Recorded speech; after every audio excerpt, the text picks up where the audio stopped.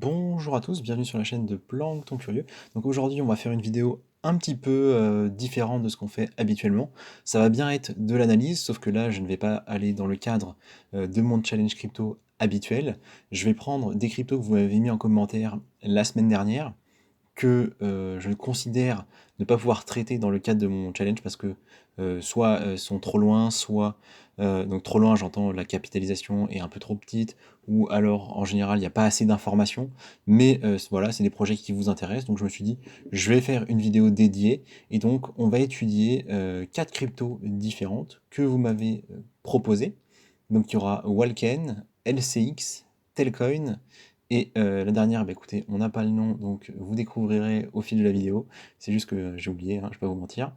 L'idée, c'est que je vous fais un tout petit résumé, donc ça va être très très court, on va faire quelques minutes par projet.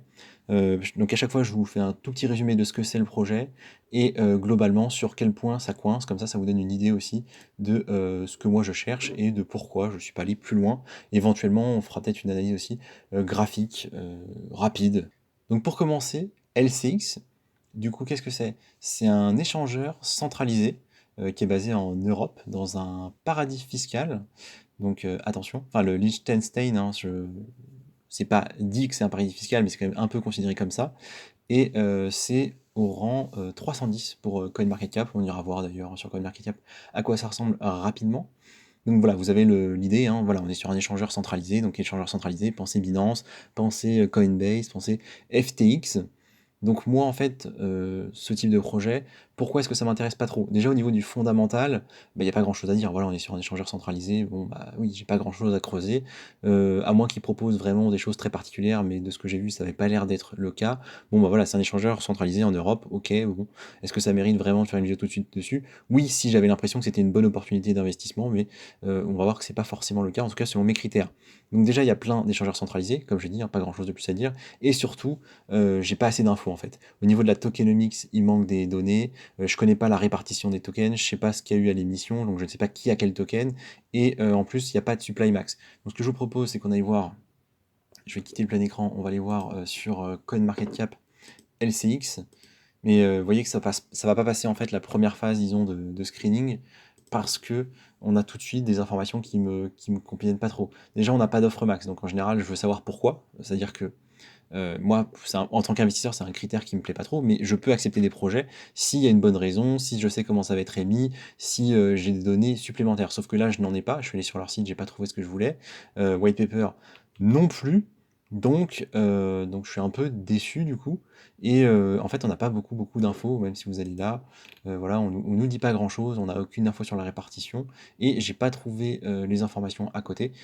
Donc voilà, hein, je vais pas aller beaucoup plus loin que ça. À partir du moment où je ne sais pas quelle est la répartition des tokens et qu'il a, donc c'est pas forcément sur CoinMarketCap, mais par exemple sur Messari, j'ai pas vu l'info. Sur en fait les sites sur lesquels je vais habituellement, j'ai pas trouvé. Donc bah écoutez, pour moi, c'est pas un projet sur lequel j'ai envie de m'étendre. Du coup, on continue. Je vais remettre en plein écran avec Origin Protocol, OGN. Donc lui, il est en 342e position. Ok. Et donc c'est un projet de plateforme NFT et DeFi. Donc pensez un petit peu un mix entre du OpenSea et peut-être des protocoles DeFi type Curve par exemple, type AAVE. Bon, c'est pas hyper clair. Et en fait, ça va être ça mon premier point, c'est que j'ai pas très bien compris ce qu'ils voulaient faire. Parce qu'en fait, ce qu'ils disent principalement sur leur site, c'est bon, bah, on veut onboarder des gens. On veut que des gens du Web 2 viennent dans le Web 3. Très bien. Mais à part ça, on voit pas trop. J'ai pas eu accès au white paper. On va essayer ensemble en cliquant sur le lien sur CoinMarketCap, mais j'ai pas eu accès. Donc tout de suite, quand j'ai pas accès au white paper, moi c'est non, hein. Si je sais pas ce qui se passe, si j'ai pas les infos, je vais pas me risquer sur le projet. Éventuellement, je reviendrai voir plus tard, mais c'est pas pour moi, je peux pas rentrer dessus. Euh, j'ai envie de dire en plus sur ce genre de projet, donc le fondamental, pourquoi pas, hein, c'est une plateforme de NFT, enfin je veux dire c'est comme le précédent, ça peut exister, il n'y a pas de souci. Plus moi je trouve ça pas très intéressant à analyser, et donc à moins qu'il y ait une belle opportunité dessus, je vais pas faire une vidéo spécifique pour ça. On peut quand même donner un point pour les gens qui s'intéressent. Attention, il y a déjà de très gros acteurs dessus, notamment OpenSea et Blur hein, pour les NFT. Et en ce moment, ils font quand même en sorte que les utilisateurs utilisent exclusivement leur plateforme. C'est-à-dire qu'il commence à y avoir un peu une tendance où OpenSea favorise les gens qui vont acheter et vendre que sur OpenSea. Ils vont leur donner des avantages, etc. Et Blur va faire pareil. Donc, on va être sur une polarisation et potentiellement sur un monopole, un duopole de ce type de projet. En tout cas, c'est comme ça que ça marche. Donc, enfin, c'est dans cette direction qu'on va. Donc, je sais pas s'il y aura beaucoup de place pour un Origin Protocol. À voir ce qu'ils arriveront à faire. Moi, j'ai trouvé leur offre pas très claire et j'ai pas accès au white paper, donc clairement, clairement, je vais pas dessus, je vous l'ai dit. Faites gaffe aussi, il y a 50% de tokens ennemis, donc ça veut dire qu'il y en a encore 50% à émettre. Je vous propose qu'on aille voir rapidement ce qu'on nous propose sur CoinMarketCap, du coup. Voilà, donc je clique sur le livre blanc et bien voilà. Oh, oh, eh ben non, on n'a rien en fait, ça. En fait, on clique sur le livre blanc et on arrive sur le site et il n'y a pas d'infos. Donc oui, attention, 51% de tokens ennemis. Au niveau de la courbe, on peut regarder rapidos. Ça a bien pump, c'était en avril 2021, donc attention, parce qu'on n'a pas eu de deuxième hausse en fin 2021, comme l'ont fait beaucoup de projets. Donc ces projets-là, moi j'aurais tendance à faire attention, parce que du coup, tendance baissière depuis là, pas eu de regain d'intérêt ici. Aïe. Alors oui, si ça revient, si ça vit bien, ça peut faire un gros x10, hein, mais même beaucoup plus en fait, ça peut faire un x20. Mais franchement, pour le moment, moi, ça, j'irai pas me risquer dessus. Enfin, moi, les informations que je veux, je les ai pas trouvées. Donc voilà, je n'irai pas plus loin dessus. Et si vous êtes dessus, si ça vous intéresse, je vous invite à faire vos recherches, à faire attention, parce que justement, je trouve qu'on n'en a pas assez des informations. On continue avec Telcoin. Alors Telcoin, c'est quoi? C'est un système de paiement décentralisé et par téléphone. Là, pour le coup, je trouve que le fondamental est très bon. Je trouve ça très très pertinent dans les pays en voie de développement ou peu bancarisés. Des pays où il n'y a pas de système bancaire très développé, où globalement la population ne va pas passer par les banques. Là, oui, ok, il y a un intérêt, parce qu'en général, on est sur des populations où il y a quand même le téléphone, c'est-à-dire que le téléphone est extrêmement utilisé dans la plupart des pays, parce que c'est très utile, plus que les banques. Et en général, pour être bancarisé, il faut un certain nombre de critères, etc. Donc c'est un peu casse-pied. Donc là, c'est une vraie solution, applicable dans le monde réel, tout de suite. Je trouve ça pertinent, je trouve ça utile, donc j'aime bien. C'est en 231e position sur CoinMarketCap, donc ça vous donne une idée. Donc globalement, j'aime bien le fondamental, mais j'avais pas accès au white paper, on ira voir ensemble si on y a accès maintenant, mais quand j'ai fait mes recherches, j'avais pas accès, donc tout de suite, je vous l'ai dit, hein, pour moi c'est non. Je crois que ce genre de proposition est déjà un peu mise en avant par d'autres acteurs, mais à la rigueur, c'est pas grave. Euh, il peut y avoir plusieurs acteurs dessus, mais voilà, il faut quand même le savoir. Attention, il y a encore 35% de tokens à émettre, donc c'est pas énorme, mais ça fait quand même un tiers, donc on peut se faire diluer. Et alors graphiquement, ouais, graphiquement c'est pas fou, on ira voir ensemble, mais ça fait un peu peur. Et le problème, c'est qu'on n'a pas d'infos sur l'utilité du token. C'est-à-dire que le service est très pertinent, super, on va avoir la possibilité de payer par téléphone de façon décentralisée, euh, génial, vraiment je trouve que c'est une bonne idée. Mais à quoi sert le token? J'ai pas l'info. Je ne sais pas si le token sert à faire des paiements, je ne sais pas si j'ai des avantages. Pourquoi est-ce que les gens achèteraient du token? J'ai besoin de cette information-là. Je ne la comprends pas, donc à partir du moment où je ne comprends pas ça, je vais pas aller me risquer sur un projet qui est aussi lointain dans le classement. En tout cas, moi, c'est pas ce que je recherche dans ma stratégie actuelle. Par contre, comme j'ai dit, un bon fondamental, pas de souci avec ça. Donc on regarde sur CoinMarketCap. Donc oui, 36% de token émis, très bien. Donc il y en a eu un petit pourcent en plus depuis. Graphiquement, je vous disais, voilà, donc c'est vraiment l'électrocardiogramme. Donc ça avait un peu pump là en 2018 quand c'est sorti. Ça a été très très bas pendant très très longtemps, hein. Vous voyez, hein, pendant vraiment très longtemps en fait, hein. De début 2018 à début 2021. Donc pendant 3 ans, il s'est rien passé. Donc les gens qui ont acheté là, ils ont attendu 3 ans, quoi. Ça archi pump en mai. Là, c'est incroyable, hein, le pump que ça fait. C'est très très beau, hein. On passe de voilà, 3-0, et il n'y en a plus que 1, donc le machin a fait presque un fois 100, pour redescendre. Pour redescendre quasiment, là, bon, on n'est pas redescendu aussi bas qu'avant, mais voilà. Et il se passe rien depuis cet été.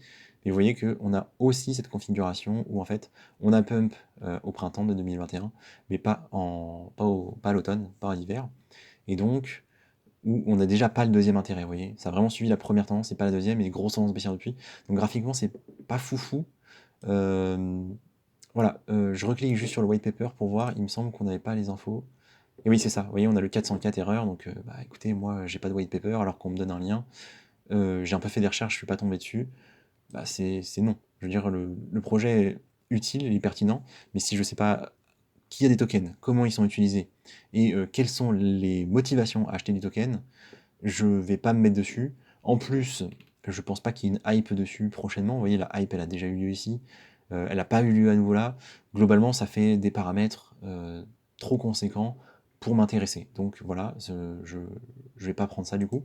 Et du coup, dernier projet, Walken que vous m'avez proposé. Alors, je suis navré, hein, pour celui qui a proposé ça, mais je pense que c'est le moins bon, le moins pertinent des projets là, enfin, en tout cas au niveau du fondamental. Donc Walken, on est sur une appli type fitness, play to earn. Pour moi, en fait, c'est un projet qui est sorti après Stephen, qui était venu fin de printemps de l'année dernière, et ils ont un peu surfé sur la vague, quoi. Donc il y a des gens qui ont gagné de l'argent avec, pas beaucoup, mais un petit peu, je pense. Notamment sur YouTube, vous pouvez voir quelques personnes qui en ont. Donc ça se joue avec des petits personnages, il faut les faire un peu évoluer, etc. Globalement, ça surfe sur la vague de Stephen, qui a eu lieu en été 2022, comme je vous disais. 231e position CoinMarketCap, bon voilà, ça existe encore, hein, c'est intéressant de savoir ça. Donc le fondamental, il n'est pas horrible, moi j'aime pas trop, mais le fondamental, il est pas mauvais. Par contre, il y a quand même l'image un peu que les move to earn, c'est un peu des arnaques. Donc c'est un peu sur ça que c'est basé. Stephen qui a déçu beaucoup, hein, qui a beaucoup déçu de monde, surtout ceux qui sont venus suite en fait aux premières personnes, hein, ceux qui sont venus dans les 2-3 mois qui ont suivi la sortie de Stephen et qui en fait certainement pas profité du pump token et qui n'ont probablement pas réussi à rembourser leur investissement. Donc attention, personnellement, je suis pas sûr que ce soit un projet qui aille très loin, hein. On peut toujours être surpris. Enfin, franchement, la valeur ajoutée est pas énorme. Ça veut pas dire qu'il peut pas y avoir de hype, mais s'il devait y en avoir une, il est probable qu'elle soit déjà passée. Et qu'on voit qu'il y a déjà d'autres projets, par exemple Fight Out, on a fait une vidéo sur ce projet-là il y a quelques semaines, quelques mois, qui va arriver bientôt avec un peu le même système, sauf qu'on est sur des salles de sport. Bah, en fait, si vous voulez rentrer sur ce type de projet, rentrez sur un projet qui n'a pas encore pump. C'est un peu ça l'idée. Donc moi j'aurais envie de vous dire non, attention.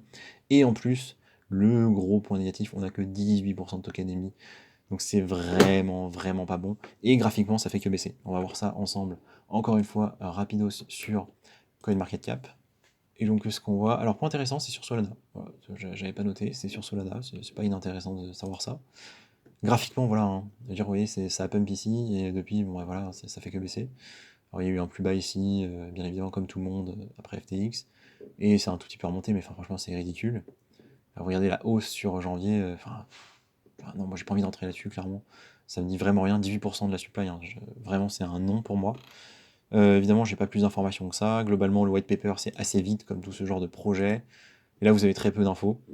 Donc pour moi, c'est un non, hein.